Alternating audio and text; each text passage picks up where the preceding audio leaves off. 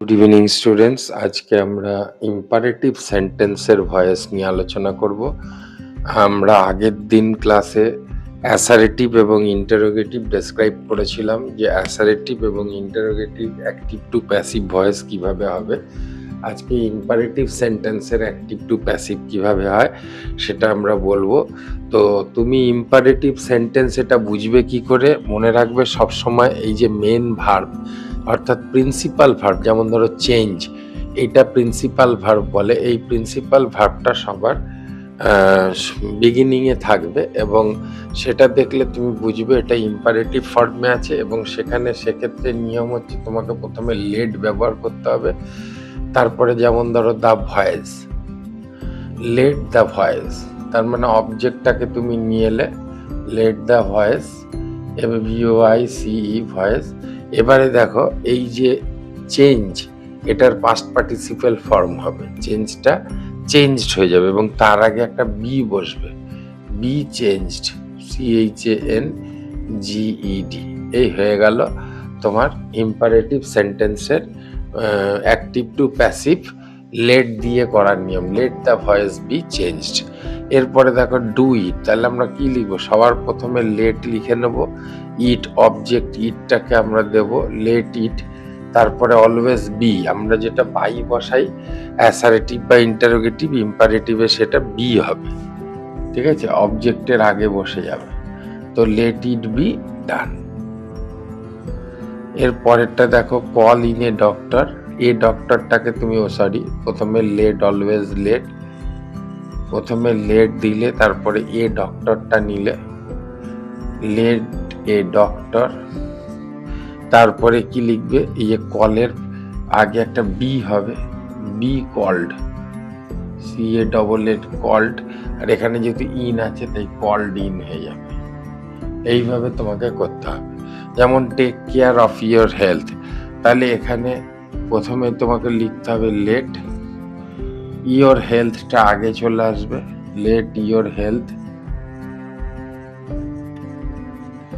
তারপরে বি দিতে হবে, tractor past participle form taken হয়ে যাবে, কেয়ার হয়ে গেল। তাহলে কি হলো? Let your health be taken care. তারপরে দেখো post the letter into the letter box, post the letter পর্যন্তই তোমাকে ধরতে হবে ইম্পারেটিভ, আর এইটা জাস্ট বসে যাবে। তাহলে পোস্ট দ্য লেটারের ক্ষেত্রে কি হবে? লেট দ্য লেটার, বি দিতে হবে, তারপর পোস্টটা হয়ে যাবে পোস্টেড, পোস্টেড, তারপরে ইনটু দ্য লেটার বক্স যেমন আছে বসিয়ে দিতে হবে, ইনটু দ্য লেটার বক্স। এগুলো ইম্পারেটিভ সেন্টেন্সের ভয়েস চেঞ্জ কিভাবে করবে সেটা দেখাচ্ছি। রাইট এ লেটার, সেক্ষেত্রেও লেট প্রথমে তুমি দিয়ে দিলে, তারপরে এ লেটারটা চলে আসবে, লেট এ লেটার, তারপরে এখানে রাইটের পাস্ট পার্টিসিপেল ফর্ম হবে রিটেন, তার আগে একটা বি, তাহলে বি রিটেন। এই হয়ে গেল।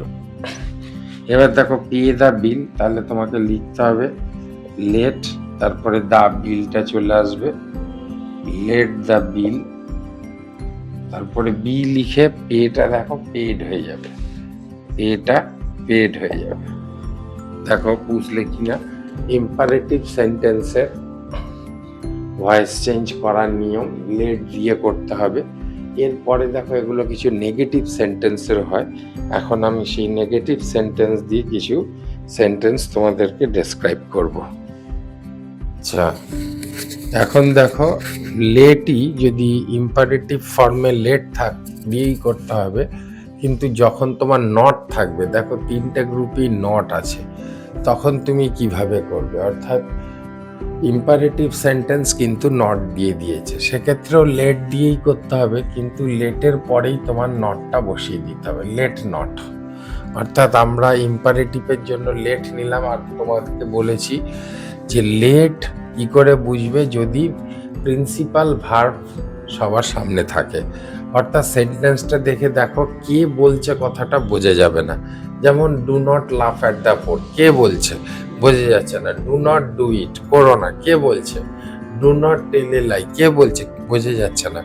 এরকমই যদি ভার্ব আগে থাকে বা নাউন না থাকে, নাউন যদি বোঝা না যায় কে জিনিসটাকে ডেসক্রাইব করছে, তখন সেটাকে ইম্পারেটিভ ধরা হয়, এবং ইম্পারেটিভ সেন্টেন্স হলেই কিন্তু তোমাকে লেট দিয়ে সেন্টেন্সটা করতে হবে। তো দেখো, এটা আবার অনেক সময় লেট দিয়েই কোশ্চেন থাকে, আবার লেট দিয়েই অ্যান্সার হয়, সেটা আবার তোমাদেরকে আমি দেখাবো। তাহলে দেখো, নট থাকলে নিয়মটা কি বললাম, লেট তো মাস্ট বসেই গেল, তারপরেই নট দিয়ে দেবে, এরপরে এ লাই অবজেক্ট তোমাকে আগে নিতে হবে। তাহলে লেট নট এ লাই, তারপরে একটা বি দিতে হবে, তারপরে বি টোল্ড হয়ে গেল। Let not a lie be told. তাহলে তুমি মিথ্যে কথা বলো না, সেটা কি হবে, let not a lie be told. Let not a lie be told, বোঝা গেল। এরপরে দেখো, আবার এটাকে যদি আমি লেট দিয়ে করি, প্রথমে তুমি লেট ব্যবহার করলে, তারপরে অবশ্যই লেটের পরে নটটা বসিয়ে নিতে হবে, লেট নট। তারপরে দেখো, অ্যাট দ্য পোর, যেটা এটা জাস্ট পরে বসাবে। তোমার সেন্টেন্সটা হচ্ছে ডু নট লাফ, তাহলে কি হবে, লেট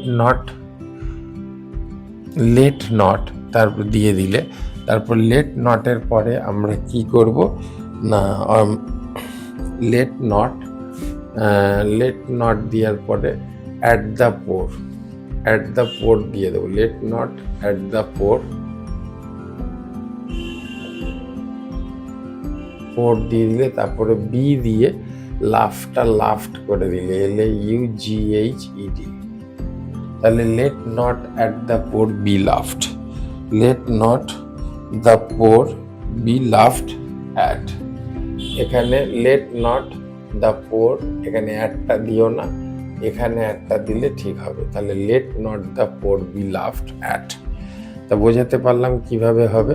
কারণ দেখো, মেন ভার্বের পরে যদি কোনো প্রিপোজিশন বা আর্টিকেল থাকে, সেটা বসিয়ে দেওয়ার চেষ্টা করবে ভার্বের পরে, তাহলে সেন্টেন্সটা পিওর হয়।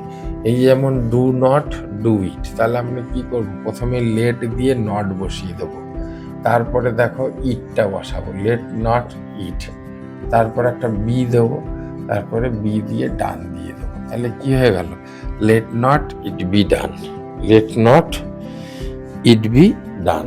তো এইভাবে তোমার ইম্পারেটিভ এবং নেগেটিভ ফর্ম থাকলে লেটটার পরেই কিন্তু তোমাকে নটটা বসিয়ে দিতে হবে, তারপর যেটা ইম্পারেটিভে আমরা লেট দিয়ে যেমন করছিলাম ঠিক অ্যাজ ইট ইজ সেইভাবে করতে হবে। তাহলে এটা গেল কেবলমাত্র তোমার নট দিয়ে থাকলে, মানে যদি ইম্পারেটিভে নট থাকে তাহলে তুমি কিভাবে করবে, সেটা হলো এই ফর্ম। এখন আমরা যাব লেট থাকলে লেট দিয়ে কিভাবে করা যায়। আচ্ছা, এখন দেখো, আমরা যদি সেন্টেন্স ইম্পারেটিভ ফর্মেই লেট দিয়েই কোশ্চেন থাকে, তাহলে আমরা অ্যান্সার কি করে করবো। এতক্ষণ আমরা জানছিলাম যে কোশ্চেন যদি ভার্ব মানে শুরুতে থাকে তখন আমরা কি করব, এবং নাউন যদি না থাকে সেক্ষেত্রে আমরা কি করব না, সেক্ষেত্রে আমরা লেট ব্যবহার করব। কিন্তু যদি কোশ্চেনেই লেট দেওয়া থাকে তখন তুমি সেই সেন্টেন্সটাকে কিভাবে করবে, এটাও কিন্তু ইম্পারেটিভ ফর্ম। তাহলে ইম্পারেটিভের আমরা 3 রকমের প্রসেস শিখলাম। প্রথমটা হচ্ছে ভার্ব দেওয়া থাকবে, লেট দিয়ে করতে হবে। সেকেন্ডটা হচ্ছে ভার্ব দেওয়া থাকবে, নট থাকবে, তোমাকে নটটাকে লেটের গ্রুপ দিয়ে বসাতে হবে। 3 নম্বর গ্রুপ এখন যেটা করছি সেটা কোশ্চেনটাই লেটে থাকবে, অ্যান্সারটাও লেটে করতে হবে। সেটা কিভাবে সম্ভব, দেখো, লেট থাকলে লেট বসে যাবে, কোনো রকম নো চেঞ্জ। লেট ইটটা এবার আগে যাবে, লেট ইট, তারপরে দেখো লেট ইট বি ডুটা কি হয়ে যাবে, ডান। তাহলে লেট ইট বি ডান, কিন্তু এখানে দেখো একটা অবজেক্ট আছে মি, সেটা হয়ে যাবে বাই মি। তাহলে কি দাঁড়ালো, let it be done by me, let it be done by me. এর পরের সেন্টেন্সটা দেখো, লেট আছে, লেটই বসে যাবে অ্যান্সারে।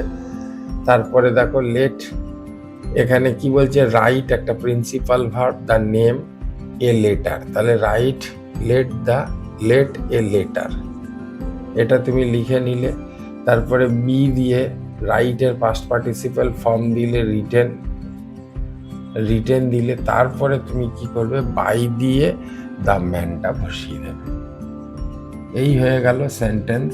লেট থাকলে লেট দিয়ে করার নিয়ম, অর্থাৎ let me do it, let it be done by me. কিভাবে হলো, প্রথমে লেটটা লেটই বসিয়ে দিলে, ইটটাকে সাবজেক্টে নিয়ে গেলে, বি দিলে, বি দিয়ে ডু এর পাস্ট পার্টিসিপাল ফর্ম ডান বসালে, আর এই যে মি একটা করে অবজেক্ট থাকবে দেখবে লেট থাকলে, এখানে যেমন মি আছে, এখানে দ্য ম্যান আছে, এগুলো কি হবে না লাস্টে বসে যাবে।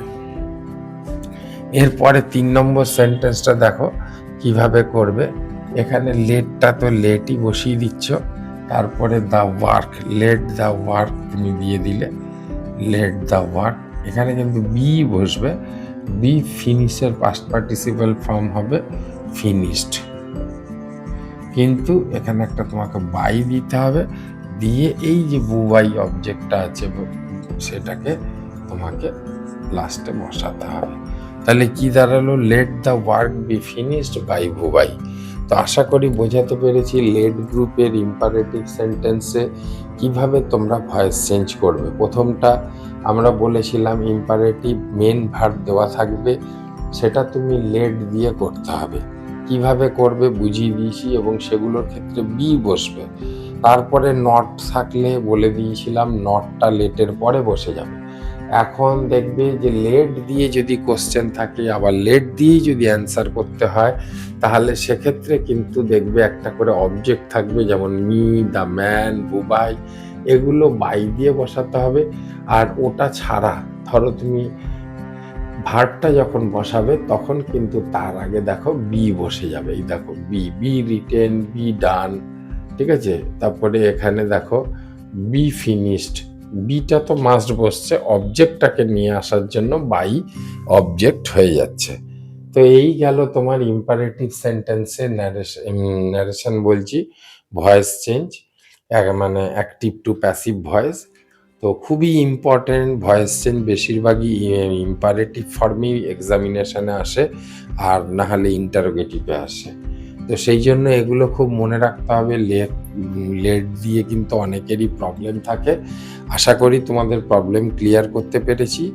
যদি তোমাদের ভালো লাগে লাইক, সাবস্ক্রাইব করো, বন্ধুদের কাছে শেয়ার করো। Thank you very much. তোমরা সবাই ভালো থেকো। Thank you.